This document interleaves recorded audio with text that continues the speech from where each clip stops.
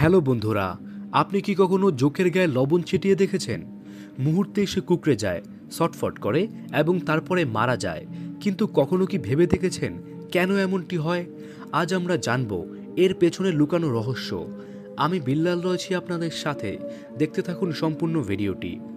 বন্ধুরা, আপনি হয়তো কখনো না কখনো নিজের চোখে যোগ দেখেছেন, হয়তোবা কারো কাছ থেকে শুনেছেন।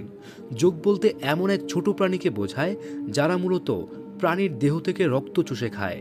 এদের শরীরে কোনো হাড় না থাকলেও এদের মুখের শক্তিশালী চোষক দিয়ে নিজেদের দেহের ওজনের কয়েক গুণ বেশি রক্ত চুষে খেতে পারে। কিছু যোগ প্রাণীর শরীর থেকে এমনভাবে রক্ত চুষে খেতে সক্ষম যে সেই প্রাণী বেঁচে থাকার জন্য প্রয়োজনীয় রক্ত শরীরে নাও থাকতে পারে। এমন বৈশিষ্ট্যর যোগকে খুব হিংস্রতার প্রতীক হিসাবে বর্ণনা করা হয়। যোগ নামটা শুনতেই কেমন ভয় লাগে।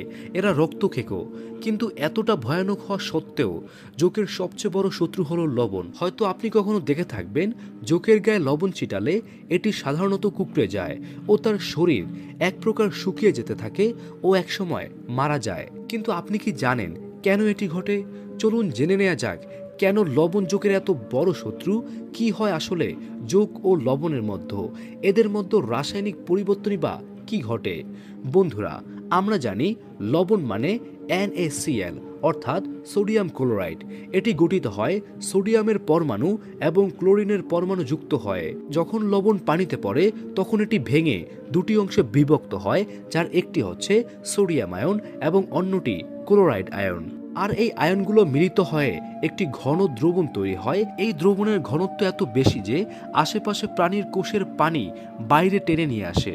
আমরা অনেকেই জানি যোগের শরীর নরম, কারণ এর ভেতরে অনেকটা পানি থাকে আর এদের শরীরের ভিতরে লবণের ঘনত্ব অনেক কম থাকে।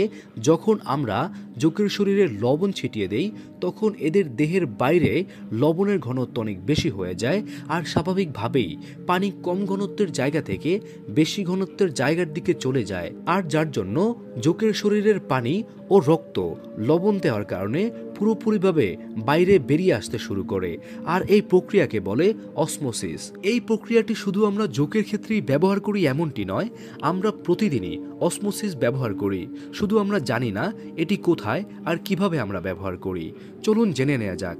মাছ সংরক্ষণে লবণ দেওয়া হয় যাতে ব্যাকটেরিয়া মরে যায়। আচার বানানোর সময়ও লবণ মিশিয়ে রাখা হয় যাতে নষ্ট না হয়। এমনকি পুরনো আমসত্ত্ব বা শুকনো খাবারেও এই নীতি কাজে লাগে। সবখানে একই নিয়ম, লবণ পানি টেনে নেয় এবং জীবাণুকে মেরে ফেলে, যার জন্য খাবার প্রায়শই ভালো থাকে। তো বন্ধুরা, চলুন অসমোসিস প্রক্রিয়াটি একটি ছোট্ট এক্সপেরিমেন্টের মাধ্যমে আমরা জেনে নেই। আপনি দুটি গ্লাসে কয়েকটি শসা রাখুন, একটিতে লবণ দিন এবং অন্যটিতে লবণ দিবেন না।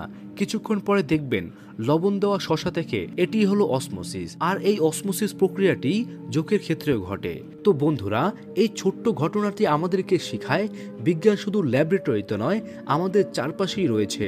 লবণ শুধু স্বাদের উপাদানই নয়, এটি প্রকৃতির ভারসাম্য রক্ষার জন্য এক অসাধারণ উদাহরণ। তো বন্ধুরা, আপনি যদি আজকে নতুন জেনে থাকেন আর যদি আপনি বিজ্ঞান প্রেমী হয়ে থাকেন এবং জানা অজানা বিষয়ের প্রতি কিউরিসিটি থেকে থাকে, তাহলে আমাদের চ্যানেলটি সাবস্ক্রাইব করে পাশে থাকবেন প্রতিনিয়ত বিভিন্ন ইনফরমেশনাল ভিডিও দেখার জন্য। ধন্যবাদ। ফিরে আসবো আরেকটি নতুন ভিডিও নিয়ে।